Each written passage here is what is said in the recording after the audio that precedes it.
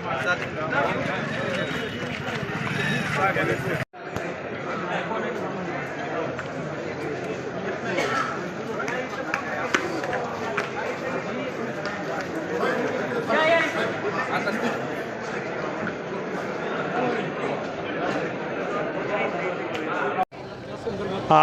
या ठिकाणी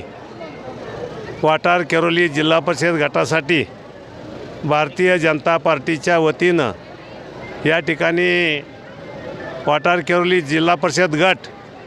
आणि वाटार केरोली पंचायत समिती गण आणि आर्वी पंचायत समिती गण या तिन्ही जागेसाठी आज या ठिकाणी उमेदवारी अर्ज दाखल केले। हे उमेदवारी अर्ज दाखल करण्यासाठी या ठिकाणी उपस्थित असलेल्या वाटार केरोली जिल्हा परिषद गटाच्या उमेदवार सभापती श्वेता अभय गायकवाड, वाटार केरोली गणाच्या उमेदवार सभापती संध्या सुनील मलवडकर आणि आर्वी गणाचे उमेदवार अनंत पांडुरंग साबळे या ठिकाणी या तिघांचे आज उमेदवारी अर्ज या ठिकाणी निवडणूक कार्यालयात अधिकाऱ्यांच्याकडे सुपूर्द करण्यात आले आणि त्या निमित्ताने या ठिकाणी वाटार केरोली गटामधले एक ज्येष्ठ आमचे मार्गदर्शक नेते आणि पंचायत समितीचे माजी उपसभापती आणि जिल्हा परिषदेचे माजी सदस्य माननीय व्यंकटराव अप्पा नलवडे, त्याचप्रमाणे या ठिकाणी उपस्थित असलेले सह्याद्री सहकारी साखर कारखान्याचे माजी संचालक आणि आमचे ज्येष्ठ मार्गदर्शक माननीय विठ्ठलरावजी घोरपडे, त्याचप्रमाणे या ठिकाणी आर्वी गणा वाटार केरोली गणाचे माजी पंचायत सदस्य माननीय विकासजी राऊत या ठिकाणी उपस्थित असलेले हे तिन्ही उमेदवार, त्याचप्रमाणे या ठिकाणी वाटार केरोली गटातले जे उपस्थित असलेले सर्वच आता ज्येष्ठ कार्यकर्ते, सर्व तरुण कार्यकर्ते, त्याचप्रमाणे सर्व उपस्थित असलेल्या आमच्या लाडक्या बहिणी आणि सर्व या ठिकाणी बंधू भगिनींनो, आज या ठिकाणी भारतीय जनता पार्टीच्या वतीनं हे तिन्ही उमेदवारी अर्ज दाखल केले। मला वाटतं कालच या ठिकाणी जिल्हा परिषदेच्या आमच्या उमेदवार सभापती श्वेता अभय गायकवाड यांनी त्यांचं मनोगत त्या ठिकाणी काल आपल्यासमोर मांडलेलं आहे। या ठिकाणी आज मी तिन्ही उमेदवाराच्या वतीनं आपल्याला ग्वाही देऊ इच्छितो की या ठिकाणी आज केंद्रामध्ये माननीय नरेंद्र मोदी साहेब पंतप्रधान आहेत, त्यांच्या माध्यमातून आणि राज्यामध्ये माननीय नामदार देवेंद्र फडणवीस मुख्यमंत्री यांच्या माध्यमातून या ठिकाणी आपल्याला गेल्या नगरपालिका निवडणुकामध्ये मिळालेलं घवघवीत यश आपण या ठिकाणी अनुभवलेलं आहे। त्याच पद्धतीनं या ठिकाणी सर्व या जिल्ह्यामधले आपले आदरणीय या राज्याचे ग्रामविकास मंत्री माननीय नामदार जयकुमार गोरे साहेब, या ठिकाणी बांधकाम मंत्री नामदार शिवेंद्रराजे भोसले, त्याचप्रमाणे या ठिकाणी या जिल्ह्याचे भाजपचे जिल्हाध्यक्ष माननीय अतुलजी भोसले, या ठिकाणी या कराड उत्तर विधानसभा मतदारसंघाचे आमदार माननीय मनोजदादा घोरपडे,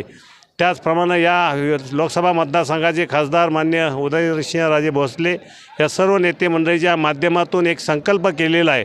की आपल्याला माहीत आहे आजपर्यंत खासदारसुद्धा या ठिकाणी पहिल्यांदाच या लोकसभा मतदारसंघामध्ये कमळ फुललेलं आहे आणि त्या निमित्तानं या ठिकाणी श्रीमंत छत्रपती उदयनराजे भोसले यांची निवड झाली। नुकत्याच या ठिकाणी 1 वर्षापूर्वी झालेल्या विधानसभेच्या निवडणुकीमध्ये सुद्धा आपण पाहिलं की या जिल्ह्यामध्ये महायुतीचे सर्व अटीचे अटी आमदार या ठिकाणी निवडून आले आणि त्यामध्ये भाजपचे 4 आमदार या ठिकाणी निवडून आले आणि त्यापैकी 2 या ठिकाणी राज्यामध्ये मंत्री महोदय म्हणून काम करत आहेत आणि त्यामुळे या सर्वांच्या मार्गदर्शनाखाली या ठिकाणी सातारा जिल्हा परिषदेमध्ये आपल्याला या वेळेला कोणत्याही परिस्थिती, कारण आजपर्यंत सातारा जिल्हा परिषदेमध्ये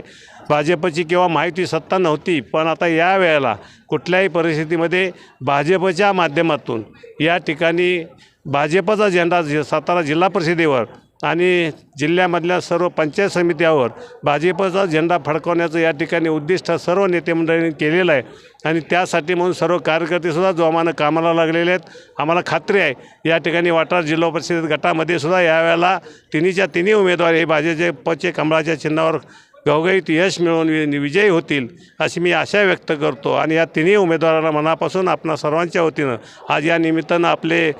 आमदार मनोजदादा घोरपडे यांचे मामा या ठिकाणी